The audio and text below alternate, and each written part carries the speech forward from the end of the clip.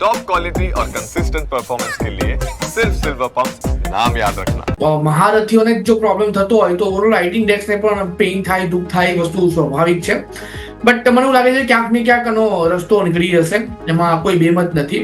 અત્યારે 34,456 around IT index આપણને trade કરતું જોવા મળી રહ્યું છે. સારા એવા સપોર્ટ પર ટ્રેડ કરતું આઈટી ઇન્ડેક્સ જોવા મળી રહ્યું છે અને અહીંથી મને એક બાઉન્સ બેકનું એક્સપેક્ટેશન હું રાખીને ચાલી રહ્યો છે. એમાં તમે જે HCL ટેકની વાત કરી, મને એવું લાગે છે કે આ એક પરફેક્ટ લેવલ છે જો પોર્ટફોલિયો બનાવીને ચાલુ હોય તો, કેમ કે જે પ્રમાણે અત્યારે આ સ્ટોક ટ્રેડ કરી રહ્યો છે સપોર્ટ સાથે, મને લાગે છે કે અહીંથી જો બાઉન્સ બેક આપે છે તો બાઉન્સ બેકમાં 1600 સુધીના લેવલ અને એ જો બ્રેક કરે તો 1750 સુધીના પણ લેવલ આપણને આમાં જોવા મળી શકે.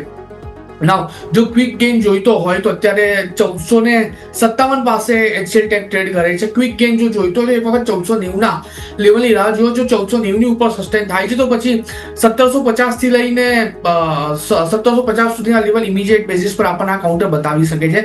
એટલે વ્યૂ ડેફિનેટલી HCL ટેકમાં પોઝિટિવ સાઇડનો છે. એવું નથી, તમે TCS ની બી વાત કરો તો જે પ્રમાણે અત્યારે TCS આપણને ટ્રેડ કરતો જોવા મળી રહ્યો છે એ પણ સારા એવા સપોર્ટ સાથે છે. ક્વિક ગેઇન માટે 3085 ઉપરનું ક્લોઝિંગ આવવું જરૂરી છે. જો એ બ્રેક કરે તો પછી તમને ઉપરમાં 3310 થી લઈને ઉપરમાં 3500 સુધીના પણ લેવલ આપણને TCS બતાવી શકે છે. એટલું ને ઇન્ફોસિસ ની બી વાત કરી લઈએ સાથે સાથે, કે ઇન્ફોસિસ પણ એક સારો એવો શેર છે. અત્યારે 1433 પાસે ટ્રેડ કરી રહ્યો છે. મારું ઇન્ફોસિસ માટેનું થોડું વલણ અલગ છે, થોડીક વેઇટિંગ વોચ કરીને ચાલવાની સલાહ રહેશે.